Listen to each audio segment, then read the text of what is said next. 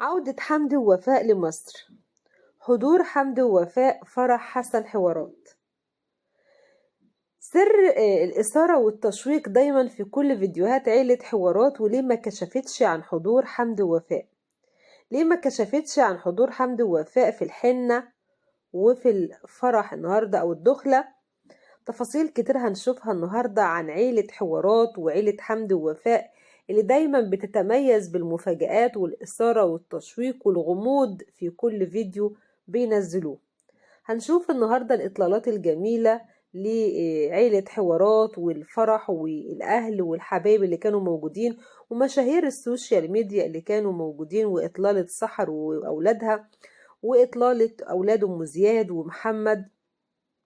وهل فعلا ظهرت هنا خطيبة محمد الجديدة؟ تفاصيل كتير هنشوفها، بس من فضلكم ادعمونا بلايك جميل، ولو اشتراك هيكون شرف لينا. تواجد متابعين محترمين، كل متابعين عيلة الحاج جابر حمدي ووفاء، تواجدكم شرف لينا وفوق راسنا.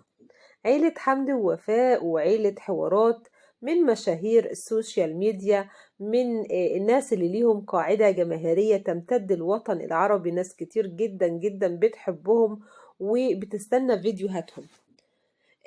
في البداية طبعا هنشوف الإطلالات الجميلة. ده فستان سحر يا جماعة، شايفينه ما شاء الله، ونفس فستان بنتها برضو الجميلة. وده طبعا اللي هو زميل حمدي اللي كان بيظهر معاه في فيديوهات في تركيا. شايفين ما شاء الله فستان سحر الجميل ونيرة ونهال، اللهم صل على النبي، يعني ما شاء الله حاجات جميلة جدا جدا. بصراحة اللي عجبني أكتر حاجة فستان نيرة. فستان نيرة فوق الروعة ما شاء الله، فستانها جميل جدا. وزي ما حضراتكم شايفين هي ومحمد صورتها، هي ومحمد صورة جميلة ما شاء الله. شفنا كتير من أصحاب عيلة حوارات اللي هو المشاهير موجودين بالفرح، وناس كتير، والفقرات بتاعت الفرح كلها كانت فقرات جميلة ومتميزة. لكن يبقى السؤال اللي الكل بيسأل عنه، حمدي ووفاء.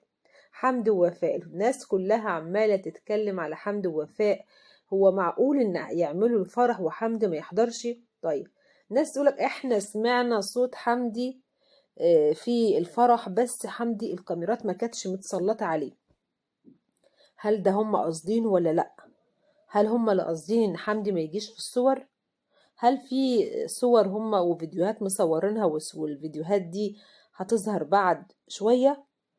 سر ان كان الفرح مقتصر على عدد، والفرح كان محدود ومعروف مين اللي داخل ومعروف مين اللي خارج، وكان في تنسيق كبير جدا جدا في الفرح، بخلاف طبعا الحفلات اللي كانوا بيعملوها قبل كده، او خصوصا خطوبة حسن وإسراء كان في طبعا دخول كبير جدا جدا. لكن النهاردة كان في دقة مين اللي داخل مين اللي خارج، في نقطة نظام كبيرة جدا.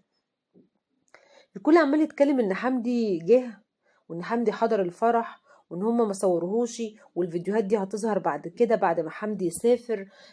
اصل حمدي ممنوع من السفر، لكن حمدي ما كانش ينفع ان هو ما يحضرش فرح اخوه، حضر. وده كلام الناس اللي قالوا ان احنا سمعنا صوت حمدي وصوت اولاده رغم ان الكاميرا ما كانتش مسلطة عليهم.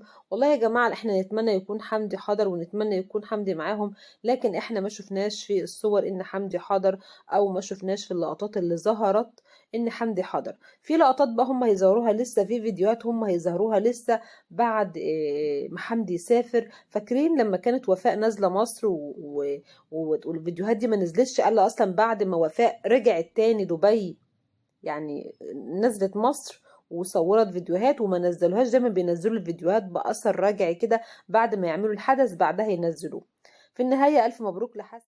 في النهاية احنا بنبارك لحسن ونهال، ونتمنى يعني حياة سعيدة ليهم، ونتمنى ان يكون حمدي في وسط أسرته ويتلموا الشمل تاني، وما يكونش عليه أي قواضي ولا أي شيء يمنعه من نزول مصر. مستنية تعليقاتكم. شكرا ليكم كل متابعين المحترمين عيلة حوارات، محمود وسحر، حمدي ووفاء، ربنا يتمها عليكم بخير يا رب. شكرا لكم، تحياتي.